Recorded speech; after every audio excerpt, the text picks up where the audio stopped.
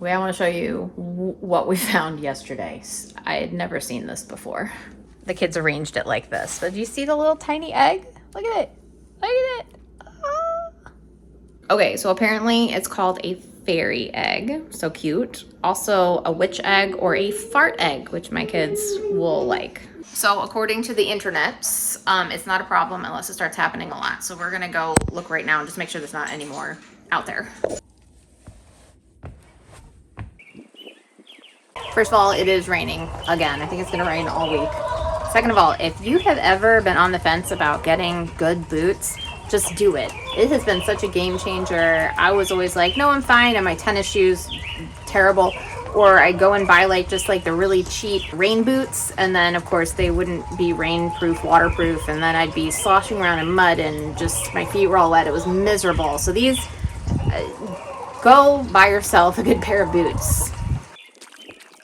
I don't know what possessed my children this morning to throw a bunch of bird food down in the carport, but they did, and it was a bad idea. But you guys look like you enjoy it.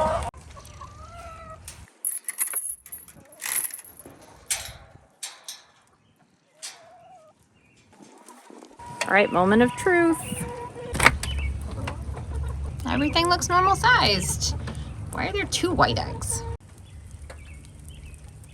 Okay, I am baffled because Raven's the only one who ever laid white eggs, but there's definitely 2 white eggs in there. Unless she laid 2 eggs, is that a thing? Somebody help me out here. This is so weird. I would think that maybe it'd be like a chicken, because they said some of the fairy eggs are chickens who have just started laying, but like all of our chickens already lay. There's no one who's not laying, so maybe it's a fairy chicken. Could that be? So every once in a while I'm like, maybe there's another chicken that comes and lays eggs in our box and then runs away. That's not real. I just took the boots off. I'm putting them back on because I just forgot that I need to go back outside. This is like...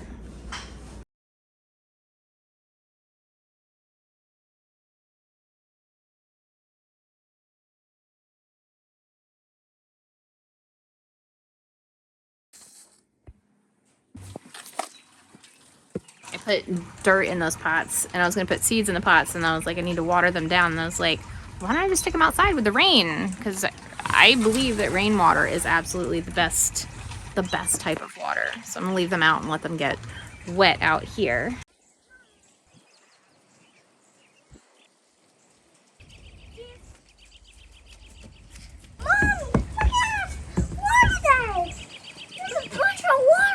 Bunch of water. Can we talk onions for a second? So this is the first year I've done onions from seed. Some of them didn't do so well, and then I planted them out, and I'm still just hoping that they survive. But these other ones I have in pots, they look pretty good. But when I compare them to other people on YouTube, which I know you're not supposed to do, don't compare to other people, but theirs look a lot further along.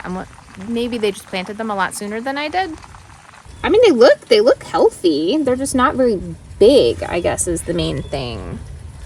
And then this one, of course, I have like some weird lettuce growing out of it because I was curious as to what it was going to be. So ignore that. But I mean, they look good. I just feel like everybody else's are much larger and fatter. Also, everyone who said that I should use like a tulle or a fabric over top of the little plants that were getting eaten by some sort of animal, I did that. Perfect. Look. It's a little wet right now because it's raining, but when it's not wet, it's actually an old curtain. Like a sheer curtain.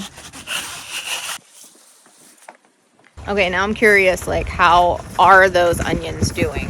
Are they still alive? Let's go see. Okay, looking from here, you would not even be able to tell that there's anything planted here. Let's take a closer look. All right, here's one here. They're in there. Like, look at this little tiny one. Oh, I'm gonna squish it. They're there. I can see them. I think they're still alive. I'm betting they're gonna come back and make a full recovery. I am doing that from the fact that all the silly onions that grow in my yard, they seem really tough, and I think onions are a tough plant. So they look a lot better today than they did even yesterday. I think they're gonna be good. Actually, I think a lot of plants are way tougher than we give them credit for. Like, the fact that stuff comes up, like I know that there's going to be a bunch of tomatoes that are going to come up in this garden just from tomatoes that fell on the floor last year, and they're going to last all the way through the summer or the winter, and then they're going to come up. And I've had plants, like we had a grapevine that I planted once, and my husband would run it over with the mower like every week. It was very sad. It eventually did die, but it tried to live for a long time. It didn't die for a while. It had to be run over many times before it died. Rest in peace, poor grape plant. This right here is how I know that I'm doing better each year gardening. That is not something that I planted. It's not even something I really care about. That's just a wild weed that grows here. But I remember when that was the only thing growing in the garden this early. Like that was it. It was that one weed that just like came up. And now I look around, now there's garlic and oregano and onions and carrots and thyme and peas and strawberries. I feel like probably a lot of people who watch this, you guys seem like you already have your gardening down, I guess, and more like you're helping me. But in case you're just starting gardening, this took me a while. It took me years. And I don't think it's just because I'm slow. I'm sure you could do it in a faster amount of time. But I feel like the best way to learn is to do. And it kind of gets ingrained into you. And so just the whole idea that there's even different types of plants and when they come up, and this is just taking time. Gardening takes time. If you guys know, but I'm all about the zombie apocalypse. I see some people who are like, zombie apocalypse comes, I got a bag of seeds, I'll just grow a garden. And I'm like, the heck you will. You might have some beginner's luck, but dude, this is a skill. Gardening is a skill, and it takes time. And I'm pretty darn proud of myself right now. It's just walking out. 4-leaf clover. And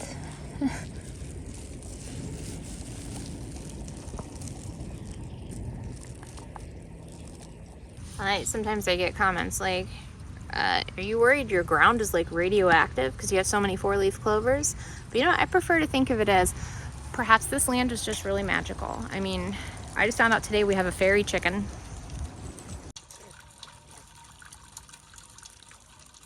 Oh my goodness. Look at that. So thanks for hanging out with me today, guys. Remember to celebrate your wins, see how far you've come, and know that it takes time, but little by little, we're improving and we're getting there.